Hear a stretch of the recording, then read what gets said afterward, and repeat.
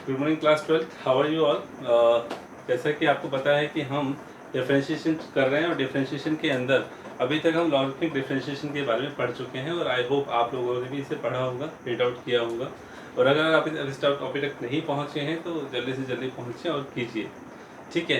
तो आज मैं शुरू करने जा रहा हूँ डिफरेंशिएशन ऑफ पैरामीट्रिक फंक्शंस। मतलब पैरामीट्रिक फंक्शंस में होता क्या है, सीधा सा पॉइंट है स्टूडेंट्स कि पैरामीटर्स लेने वाले हैं। याद दिलाऊं आपको, मैं 11th क्लास में पैरामीट्रिक फॉर्म आती थी सर्कल की कंडीशन में कि X square plus Y square equal to A square, ये सर्कल की इक्वेशन होती थी जिसमें सेंटर ओरिजिन पर होता था। तो उस केस में आपको पता है कि सिंपल से सिंपल फॉर्म मैंने ली है, हालांकि जिसमें मैंने सेंटर ओरिजिन पर लिया है। उस केस में आपको याद होगा कि एक्स को कॉस थीटा, ए कॉस थीटा और वाई को ए साइन थीटा की फॉर्म में रखते थे। तो थीटा क्या है यहाँ पे, पैरामीटर्स है। मतलब कहने का सीधा सा है बच्चों कि एक्स और वाई के, यानी कि कोई भी फंक्शन आ जाए उसमें एक्स और वाई की कंडीशंस को सेटिस्फाई करने के लिए जिस पैरामीटर्स का यूज़ किया जाता है, जिस कंडीशंस का यूज़ किया जाता है, जिन कोऑर्डिनेट्स का यूज़ किया जाता है, ठीक है, in terms of any other form, that is form you can say parameter. तो that is a parametric function. Okay, तो सीधा सा पॉइंट है स्टूडेंट, जैसे मेरे पास x equal to a cos theta आ गया और y equal to a sine theta आ गया, तो मुझे पता है कि यहाँ से मैं सर्कल की इक्वेशन आसानी से बना सकता हूँ, क्योंकि मुझे मालूम है कि कॉस थीटा और साइन थीटा के बीच में आइडेंटिटी 1 होती है। तो आप स्क्वेयरिंग और एडिंग करोगे और वहाँ से आपको सर्कल की इक्वेशन वापस मिल जाती है। तो इस तरह से फंक्शन तैयार हो जाता है। That's why we have X and Y as a coordinates, okay, of any function in which we will get a parameters. तो अब सबसे पहले मैं बात करना चाहूँगा कि इनमें डिफ्रेंशिएशन कैसे करते हैं। कुछ मैंने ऑलरेडी आपके सामने क्वेश्चन रखा हुआ है, ध्यान से देखिएगा। Differentiation of parametric functions we have what it said, if x equal to function of t, यानी t is a parameter and y is another function of t, that is a t is again parameter, but t is a common parameter should be, okay, t common parameter होगा। आपको वहाँ पे dy by dx कैसे find out करना है, just you have to find out dy by dt। Of course y function of t है तो differentiation t के रिस्पेक्ट में होगा, ऐसे ही x फंक्शन t है तो डिफरेंशिएशन t के रिस्पेक्ट में होने वाला है। ओके, तो dy by dt upon dx by dt, remember that provided dx by dt not equal to 0, so it gives us dy by dx, that is the differentiation of the function with respect to x। Okay, of course आपके जब parameter t था तो आपका dy by dx भी t की terms में आने वाला है। Okay, just have a look that just problem I have just solved before you। क्या प्रॉब्लम है, ध्यान से देखिए।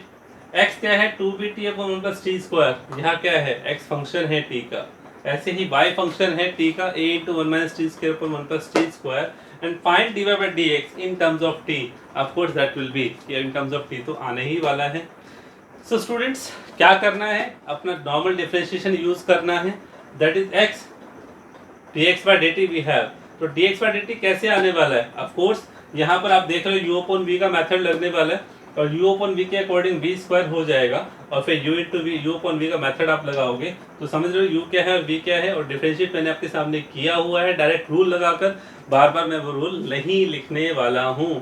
सो स्टूडेंट समझ में आ रहा है आप सभी को, please be careful about it. तो सिंप्लीफाई करने के बाद मेरे पास आया 2b into 1 minus t square upon 1 plus T square का whole square, of course that is a v square. Similarly we have y, just find out dy by dt, and dy by dt को जब find out किया गया u upon v method लगा और u upon v method से simplify करने के बाद आया minus 480 upon 1 plus T square whole square. I hope आपको डिफरेंशिएशन आ गया होगा u अपॉन v मेथड से, तो प्लीज़ उसको अच्छे से सिंप्लीफाई करके फिर सॉल्व करना है, ठीक, सिंप्लीफाई करके फिर उसे लिखना है और उसके बाद dy by dx find out करना है। Of course dy by dx can be written as dy by dt upon dx by dt। तो what I have done, dy by dt की जो वैल्यू आया वो और जो dx by dt जो वैल्यू आई वो, उन दोनों को डिवाइड कर दिया गया और हमें जो आंसर मिला वो मिला dy by dx की फॉर्म में। तो स्टूडेंट्स प्लीज़ आई होप कि आप क्वेश्चंस कर रहे होंगे। इसी आशा के साथ शुरू करते हैं, अगले क्वेश्चंस की तरफ बढ़ते हैं। Let's proceed with another questions. तो स्टूडेंट्स जितना सिंप्लीफिकेशन आपको अच्छे से आएगा उतना क्वेश्चंस आपको क्लियर होगा। तो इसी पॉइंट ऑफ व्यू के साथ हम आगे बढ़ रहे हैं और इस क्वेश्चन में आप देख रहे हो कि क्या क्वेश्चन है, x equal to a cos t plus log 10t by 2। तो रिमेंबर दैट यहाँ पर एंगल क्या हो गया, tan t by 2 and y equal to a sin t। तो करना क्या है, सीधा सा पॉइंट है, that is just find out dx by dt। Of course find out करना dy by dx at t equal to pi by 4, means आपका dy by dx in terms of t तो आएगा ही आएगा, उसमें t की value को पाई by 4 put करके वो फाइंड आउट करना है। याद रहे पहले dy by dx find out होगा and then you will put the value of t that is given, that is 5/4. Okay, so what we have, of course dx by dt is there and just do the differentiation simply. But ध्यान से देखना इस question में क्या twist है. cos t become minus sin t and log 10 t by 2 से log से is 1/10 t by 2 of course. then tangent का क्या होगा secant square t by 2 of course and then t by 2 का क्या होगा that is 1/2. ओके, तो systematically आपको चलना है. और अब हम इसे सिंप्लीफाई करते हैं. Minus sine t, okay, plus tangent t by 2 can be written as sine t by 2 cos t by 2 ऊपर आ गया, साइन टी बाई 2 नीचे. सेकेंड स्क्वायर टी बाई 2 को लिख सकते हैं 1/cos स्क्वायर टी बाई 2 और हाफ साथ साथ चल ही रहा है. कॉस स्क्वायर थे यहाँ, cos टी बाई 2 तो एक कैंसिल हो गया, तो नीचे क्या बचा 2 sine t by 2 cos t by 2 और minus sine t as it is चल रहा है. Now remember this is a formula, the 2 sin theta cos theta, that is sin 2 theta, and the sin 2 theta, theta is here t by 2, that becomes sin t only. So what we have minus sin t plus 1/sin t is there, okay, and just take an LCM and make an identity, that is sin t is there 1 minus sin square t and 1 minus sin square t become cos square t. तो last में क्या आया, dA cos square t upon sin t is dx by dt. Okay. Next one, y is simple, that is a sin t. Just find out dy by dt, of course, that is a cos t only. That's it. So right now we will find out dy by dx. So dy by dx आया, dy by dt upon dx by dt. Find out किया तो क्या आया, tangent t आएगा. और last but not least कि t की जगह π/4 पुट कीजिए और so simple, that is tangent π/4 become 1. Just have a look. Okay students, so इस तरह के पैरामीट्रिक फॉर्म्स हैं, इस तरह क्वेश्चंस हैं, आपको सॉल्व करने हैं. अब मैं इसी में नेक्स्ट टॉपिक की तरफ बढ़ रहा हूँ, differentiation of function with respect to function. मतलब सिंपल सा क्वेश्चन है, function with respect to function का मतलब क्या हुआ, एक क्वेश्चन में 2 क्वेश्चन होंगे. सिंपल, ध्यान से देखिए. अच्छा, so students we have another topic, that is differentiation, यानी कि derivative of function with respect to another function. I mean to say it will follow the parametric form. But right now here is the function because the common variable that is x only. Okay, यानी कि हमारे पास 2 function है. अभी तक हम differentiation जब करते आए हैं तो बोलते आए हैं कि differentiation with respect to x. Okay, अब यहाँ पर x की जगह क्या होना है, मतलब फंक्शन ऑफ x है, यानी कि फंक्शन ऑफ x जो हो रहा है वो डिफरेंशिएट हो रहा है with respect to another function of x, not only x. Simple x होता था तो dy by dx कर देते थे भाई. यहाँ 2 फंक्शन आ रहे हैं, मीन्स पैरामीट्रिक को फॉलो कर रहा है यार. सीधा करना क्या है, ध्यान से देखो, y फंक्शन ऑफ x है, z फंक्शन ऑफ x है. तो जब इस y का इसके z के रिस्पेक्ट में डेरिवेटिव करूंगा तो क्या आना चाहिए, dy अपॉन dz आना चाहिए. और ये dy अपॉन dz कैसे आएगा, of course dy by dx upon dz by dx से ही आएगा. तो हो गया ना क्वेश्चन. तो आपके सामने क्वेश्चन है कि डिफरेंस बोल रहा है कि find the derivative of tan square x with respect to cos square x. What it mean, with respect to x होता था ना, यानी कि ये भी एक फंक्शन है, ये भी एक फंक्शन है. तो simple, just consider first one, that is y, and second one, that is z. Okay, and then do the differentiation of it because common value dy by dx is there, 2 tan x secant square x. Okay, and next dz by dx is 2 cos x, और cos x का क्या हुआ minus sin x. तो simple as that, समझे, दोनों का differentiation कर दिया. पूछ क्या रहा है वो, फंक्शन रिस्पेक्ट टू फंक्शन. पहले फंक्शन को y कंसीडर किया, दूसरे को z कंसीडर किया, तो what it consider, that is dy by dz आएगा. ऑफ कोर्स ये तो बनेगा भाई. एक फंक्शन का दूसरे फंक्शन के रिस्पेक्ट में कब कर रहे हो, फर्स्ट फंक्शन y है, सेकंड z है, तो y रिस्पेक्ट टू z क्या कहलाएगा, of course dy by dz कहलाएगा भाई. और उसके रिस्पेक्ट में डिफरेंशिएट कीजिए, that is dy by dx divided by dz by dx. तो dy by dx की वैल्यू क्या है, 2 tan x secant square x, और dz क्या है 2 sin x cos x. 2 से 2 कैंसिल हो गया. टेंजेंट को क्या लिखोगे, sin x अपॉन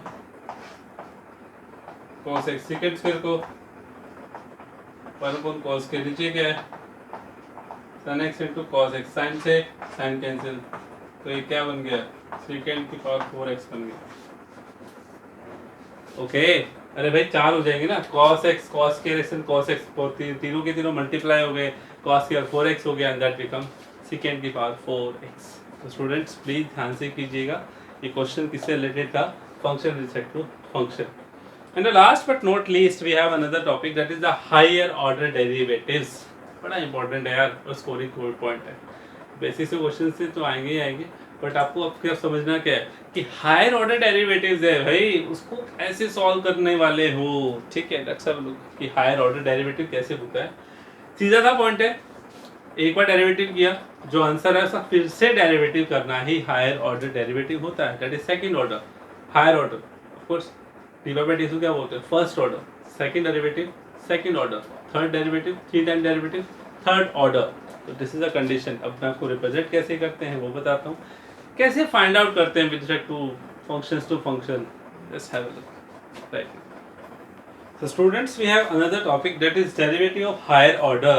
Okay, तो बड़ा स्कोरिंग है यार और बड़ा टिपिकल क्वेश्चंस भी इसमें से आते हैं, तो आपको अच्छे से समझना है और अच्छे से इसको पढ़ना भी है। ठीक है, तो डेरिवेटिव हायर ऑर्डर क्या होता है। ऑफ कोर्स यार, एक बार डेरिवेटिव कर लिया आपने, उसी को दोबारा करना है तो सेकंड ऑर्डर, तीसरी बार करना है थर्ड ऑर्डर। मतलब एक ही डिफरेंशिएशन जो कर लिया ना, मतलब सेकंड ऑर्डर डेरिवेटिव कब आएगा, जब फर्स्ट हो जाएगा। मतलब एक बार डेरिवेटिव कर चुके हो, उसको फिर से डिफरेंशिएट करके जो आंसर आएगा वो सेकंड ऑर्डर का आएगा, फिर से किया तो थर्ड आएगा। तो उस तरह से जो सीक्वेंस बनता है उसी तरह से उनका नाम दे दिया जाता है, ऐसे उनको नाम बोल दिया जाता है। ओके, ऐसे उनका नामकरण कर दिया जाता है। Okay, so derivative of higher order क्या है आपके पास, जैसे मान लीजिए y equal to function of x है। ध्यान से सुनिएगा कि फंक्शन को फंक्शन ऑफ x से भी दिखाते हो, y से भी दिखाते हो।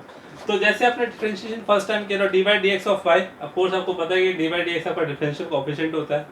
D by D x equal to d by D x of f x, उसको क्या क्या बोलते हैं, एफ डैश एक्स। अब साथ ध्यान से सुनो, ये आपको मालूम है, ये आपको मालूम है एफ डैश एक्स से बोलते हैं, लेकिन साथ ही साथ ये भी पता होना चाहिए कि एफ डैश एक्स को और क्या बोलते हैं, वाई डैश भी बोलते हैं, और क्या बोलते हैं, वाई वन भी बोलते हैं। इसका मतलब क्या है, first order derivative, first order derivative. ठीक है बच्चों, अब जैसे ही आपको सर दोबारा डिफरेंशिएशन करना है तो डी बाई डी एक्स को फिर से लिखना पड़ेगा ऑफ कोर्स। तो उसको सीधा सा तरीका मैं बताता हूँ कि डी बाई डी एक्स को जब दोबारा डेरिवेटिव करना होता है तो डी बाई डी एक्स को करोगे, डी बाई डी एक्स इसका भी करोगे क्योंकि ये एफ डैश एक्स के इक्वल था। सो तो एफ डैश एक्स के बाद डी बाई डी एक्स किया तो क्या बना, ध्यान से देखो, D by D x of D by D x. ऐसे मत करना, डी एक्स और डी एक्स का स्क्वायर हो जाता है, होल स्क्वायर नहीं है, डी एक्स स्क्वायर है और ऊपर D square by D square upon d x square, ऐसे लिखते हैं। बी केयरफुल, ध्यान से लिखना। ये क्या शो कर रहा है, सेकंड ऑर्डर डेरिवेटिव। और राइट साइड पे देखो एफ डैश एक्स का फिर से डी बाई डी एक्स निकालना है, तो D by D x of F dash x क्या होगा, फोर्स एफ डबल डैश हो जाता है। और उसको साथ साथ कैसे दिखाते हैं, वाई डबल डैश, और फिर सेकंड ऑर्डर है तो वाई टू से भी दिखाते हैं, टू नीचे। ठीक है ना, तो ध्यान रखना, इसको बोलते हैं सेकंड ऑर्डर डेरिवेटिव। अब मान लो थर्ड टाइम करना है तो फिर इसका क्या हो जाएगा, डी स्क्वायर वाई का क्या हो जाएगा, फिर से डी बाई डी एक्स करोगे ऑफ कोर्स, तो d cube y upon d x cube हो जाएगा। उधर एफ डबल डैश है, तीसरी बार हो जाएगा f triple dash, y double dash y triple dash, y two मतलब वाई थ्री। ये तरीका है भाई, मतलब आप डिफरेंशिएशन को इस तरह से शो कर सकते हो। यानी कि अगर आपको कोई बोले कि वाई दे रहा हूँ और वाई टू निकालो, तो वाई टू का मतलब क्या है यार, सेकंड ऑर्डर डेरिवेटिव है। तो y1 निकालोगे, y1 का मतलब क्या है, first order derivative, that is dy by dx। तो आपके सामने मैंने सिंपल सा क्वेश्चन लिखा कि फाइंड द सेकंड डेरिवेटिव, तो फर्स्ट तो निकालो यार, y इज इक्वल टू x क्यूब, फर्स्ट किया dy by dx। याद रहे सिंपल, चारों में से कोई भी यूज कर सकते हो, y1 भी यूज कर सकते हो, y डैश भी यूज कर सकते हो, कंफ्यूज नहीं होना है। ओके, सो y का डी बाई डी एक्स कितना हुआ, ऑफ कोर्स सीधा डिफरेंशिएशन करना है तो x ऊपर क्या हुआ 3x स्क्वायर, फिर से करना है तो इसका सेकंड डेरिवेटिव क्या कहलाता है, d square y upon d x square, और 3x स्क्वायर का क्या हो गया 6x।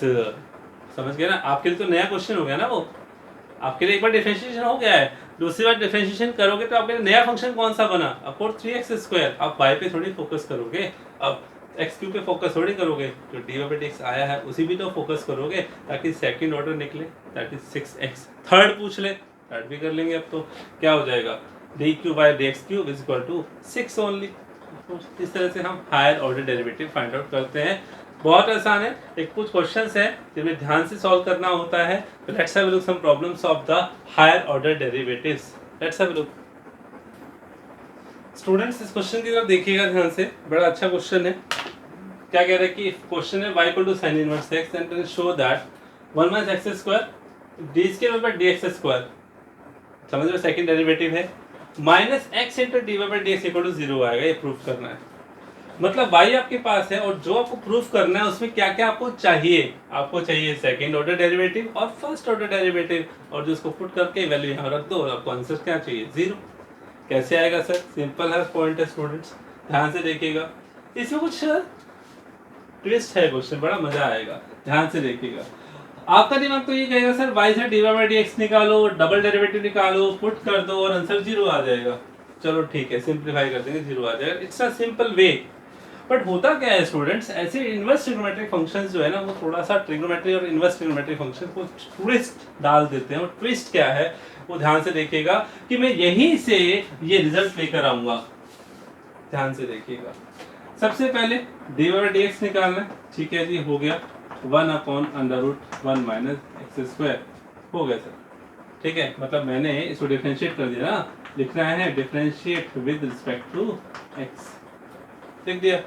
अब ठीक है सर, अब आप डबल टाइप करने लग जाओगे, यू कौन भी लगाओगे, कैसे करोगे स्टूडेंट्स?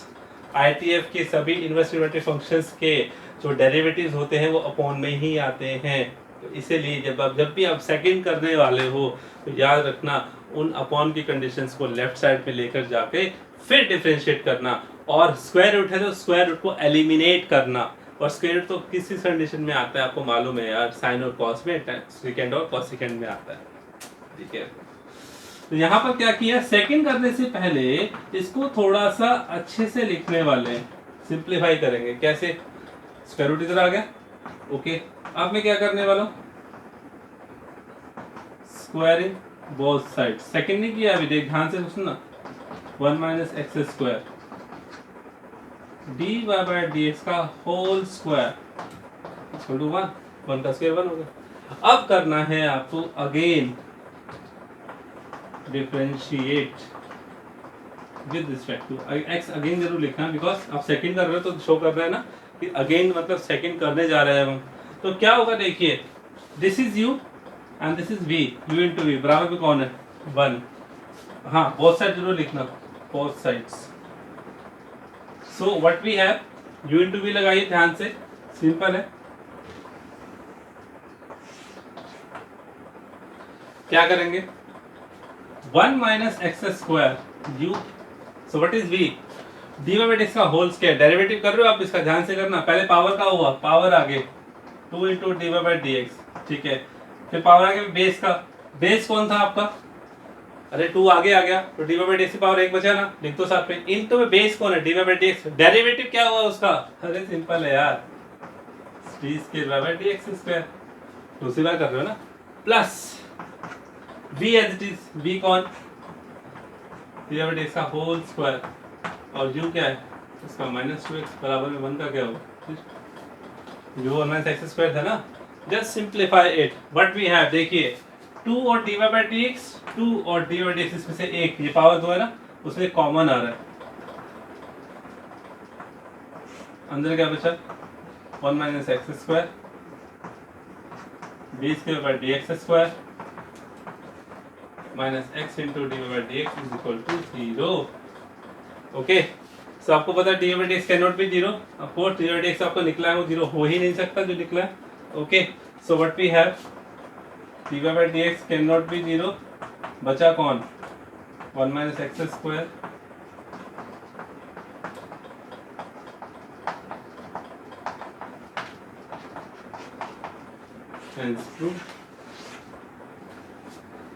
ओके स्टूडेंट्स, इस तरीके से हमें हायर ऑर्डर डेरिवेटिव्स की प्रॉब्लम्स करनी है, और नेक्स्ट मीटिंग जो कि लास्ट लेक्चर होगा इसका, ठीक है, उसमें हम problems of higher order derivatives करने वाले हैं। बड़े अच्छे अच्छे क्वेश्चंस हैं, सो प्लीज़ ध्यान दीजिएगा, ओके। तब तक के लिए good bye, see you, take care and very good take care of yourself, thank you.